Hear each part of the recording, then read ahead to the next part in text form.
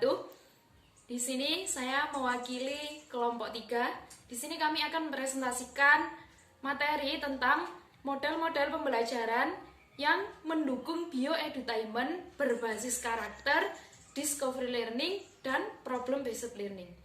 Di sini dengan saya sendiri atas nama Munifatul Laila dan ditemani oleh teman saya atas nama Nadif Taufikul Wafa dan juga Nur Laila. Ya, langsung saja. Di sini saya akan menjelaskan tentang pengertian model pembelajaran.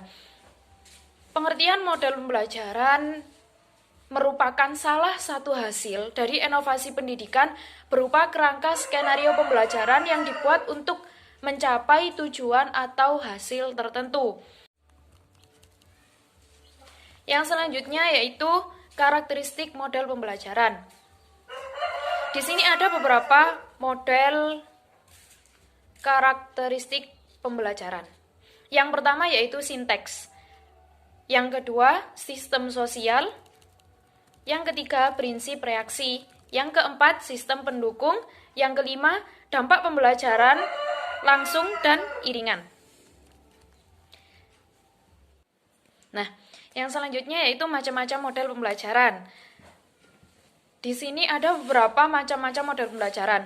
Namun, di kelompok 3 ini kita fokus di salah satu macam model pembelajaran, yaitu discovery learning dan problem based learning. Nah, macam-macam modelnya yaitu comparative learning yang pertama, yang kedua kontekstual CTL atau contextual teaching and learning. Yang ketiga yaitu inquiry terbimbing atau quiz inquiry. Yang keempat, pembelajaran penemuan atau yang disebut juga discovery learning. Yang kelima yaitu pembelajaran berbasis masalah atau problem based learning. Nah, yang keenam yaitu problem solving. Nah, sekian penjelasan dari saya perihal model-model pembelajaran. Yang selanjutnya yaitu model pembelajaran discovery learning yang akan disampaikan oleh teman saya, Nadif Taufikul Wafa. Selanjutnya, saya akan menerangkan tentang pembelajaran discovery learning. Pembelajaran discovery learning adalah suatu model untuk mengembangkan cara belajar siswa aktif dengan menemukan sendiri, menyelidiki sendiri, maka hasil yang diperoleh akan setia dan tahan lama dalam ingatan. Tidak akan mudah dilupakan siswa. Dengan belajar penemuan, anak juga bisa belajar berpikir analisis dan mencoba memecahkan sendiri. Kebiasaan ini akan ditransfer dalam kehidupan bermasyarakat. Yang pertama, tujuan model pembelajaran discovery learning. Yang A, keterampilan dalam keadaan belajar penemuan berapa kasus lebih mudah ditransfer untuk aktivitas yang baru serta mengaplikasikannya dalam situasi belajar yang baru. B, beberapa fakta membuktikan bahwa keterampilan-keterampilan, konsep-konsep, serta prinsip-prinsip yang dipelajari lewat penemuan lebih bermakna. C, lewat discovery learning membantu siswa untuk membentuk cara bekerja sama yang efektif, saling memberikan informasi, serta mendengar dan menggunakan ide-ide orang lain. Yang D, siswa belajar merumuskan strategi tanya jawab yang tidak campur aduk serta menggunakan tanya jawab dalam mendapatkan informasi yang bermanfaat. Yang E, melalui discovery learning, siswa menemukan pola dalam situasi konkret maupun abstrak, serta siswa juga banyak meramalkan informasi tambahan yang diberikan. Dan yang F, siswa memiliki kesempatan terlibat dalam pembelajaran secara aktif. Yang kedua adalah langkah-langkah pelaksanaan terhadap model discovery learning.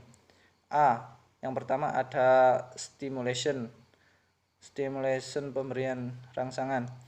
Untuk tahap ini, siswa dihadapkan pada sesuatu yang dapat menimbulkan kebingungan, lalu diteruskan untuk tidak memberi generalisasi agar muncul keinginan untuk menyelidiki serta meneliti sendiri.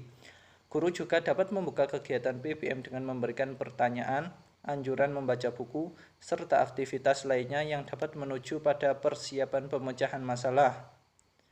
Yang B, problem statement, pernyataan atau identifikasi masalah. Dalam tahap ini, guru memberikan kesempatan untuk siswa dalam mengidentifikasi sebanyak mungkin agenda-agenda masalah yang relevan terhadap bahan pelajaran. Kemudian salah satunya dipilih dan dirumuskan dalam bentuk hipotesis. Yang C, data collection atau pengumpulan data. Lalu tahap ini berfungsi dalam menjawab pertanyaan atau membuktikan benar tidaknya hipotesis, sehingga siswa diberikan kesempatan untuk mengumpulkan berbagai informasi yang relevan, membaca literatur, mengganti objek, wawancara terhadap narasumber, melakukan uji coba sendiri, dan lain sebagainya. Yang D, data processing atau pengolahan data. Pengolahan data atau data processing adalah kegiatan mengolah data serta informasi yang didapatkan oleh siswa, baik itu melalui wawancara, observasi, dan yang lain sebagainya, lalu ditafsirkan. Dan di dalam tahap ini berfungsi sebagai pembentukan konsep dan generalisasi. Dengan demikian, siswa akan mendapatkan pemahaman baru dari alternatif jawaban yang perlu mendapat pembuktian secara logis. Yang ke E, verification atau pembuktian. Pada tahap ini, peserta didik diharapkan melakukan pemeriksaan secara cermat terhadap pembuktian benar atau tidaknya hipotesis yang dipastikan tadi dengan temuan alternatif serta dihubungkan dengan pengolahan data. Sedangkan menurut Brunner, bertujuan untuk proses belajar berjalan dengan baik dan kreatif jika guru memberikan kesempatan terhadap peserta didik dalam menemukan suatu konsep, teori, ataupun pemahaman lewat contoh-contoh yang ia temui dalam kehidupannya. Dan yang ke F, generalization, menarik kesimpulan. Pada tahap ini merupakan proses dalam menarik sebuah kesimpulan yang dapat dijadikan prinsip umum serta berlaku terhadap semua kejadian atau masalah yang sama dengan melihat verifikasi, serta berdasarkan hasil verifikasi maka merumuskan prinsip-prinsip dasar generalisasi. Dan selanjutnya akan diterangkan oleh Saudara Nur Laila. Selanjutnya saya akan menjelaskan tentang model pembelajaran problem based learning. Problem based learning atau pembelajaran berbasis masalah ini adalah metode pembelajaran yang melibatkan siswa dan juga guru untuk memecahkan masalah secara bersama-sama. Siswa mempelajari materi tersebut dan harus terampil mengatasi masalah yang terlibat di berbagai situasi seperti di kehidupan nyata. Sedangkan guru, perannya hanya menyodorkan berbagai masalah, memberikan pertanyaan, dan juga mendukung pembelajaran siswa. Dalam pemilihan model pembelajaran, ada beberapa hal yang perlu diperhatikan, yaitu tujuan pembelajaran, karakteristik materi, dan juga karakteristik siswa. Salah satu model pembelajaran yang dapat digunakan untuk meningkatkan kemampuan pemecahan masalah dan kemandirian belajar adalah model problem based learning ini. Hal ini dikarenakan model pembelajaran based learning merupakan suatu model pembelajaran yang mana siswa mengerjakan permasalahan yang otentik dengan maksud untuk menyusun pengetahuan mereka sendiri, mengembangkan inquiry dan keterampilan berpikir tingkat tinggi, mengembangkan kemandirian dan kepercayaan diri. Nah, yang selanjutnya yaitu karakteristik problem based learning.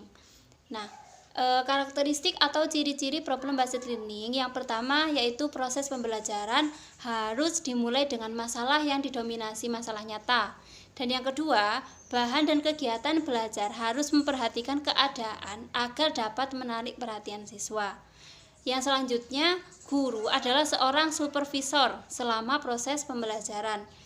Yang selanjutnya, siswa perlu diberi waktu untuk berpikir atau mengumpulkan informasi dan mengembangkan strategi untuk pemecahan masalah. Dan yang E yaitu tingkat kesulitan dari materi yang dipelajari tidak pada tingkat tinggi yang dapat membuat siswa putus asa. Dan yang selanjutnya, lingkungan belajar nyaman. tenang dan aman harus dibangun sehingga mengembangkan kemampuan siswa tadi untuk berpikir dan menyelesaikan masalah. Nah, yang selanjutnya yaitu langkah-langkah problem based learning. Jadi, tahap yang pertama yaitu orientasi siswa pada masalah. Nah, untuk tingkah laku guru, jadi guru itu menjelaskan tujuan pembelajaran, setelah itu menjelaskan kebutuhan logistik yang diperlukan dan juga memotivasi siswa. Dan tahap yang kedua, mengorganisasi siswa untuk belajar. Nah, jadi di sini guru membantu siswa mendefinisikan tugas belajar yang terkait dengan masalah tersebut. Dan tahap yang ketiga, membimbing pengalaman individu atau kelompok. Jadi guru di sini mendorong siswa untuk mengumpulkan informasi yang sesuai, melaksanakan eksperimen dan juga mencari penjelasan dan solusi. Dan yang selanjutnya, mengembangkan dan menyajikan hasil karya. Di sini guru membantu siswa dalam merencanakan dan menyiapkan bahan-bahan untuk dipresentasikan dan membantu mereka untuk berbagai tugas dengan temannya. Dan yang terakhir yaitu menganalisis dan mengevaluasi proses pemecahan masalah. Di sini guru membantu siswa merefleksikan atau mengevaluasi proses penyelidikan yang mereka gunakan dalam menyelesaikan masalahnya. Sekian presentasi dari kami. Mohon maaf apabila ada kesalahan. Wabillahi taufiq wal hidayah. Assalamualaikum warahmatullahi wabarakatuh.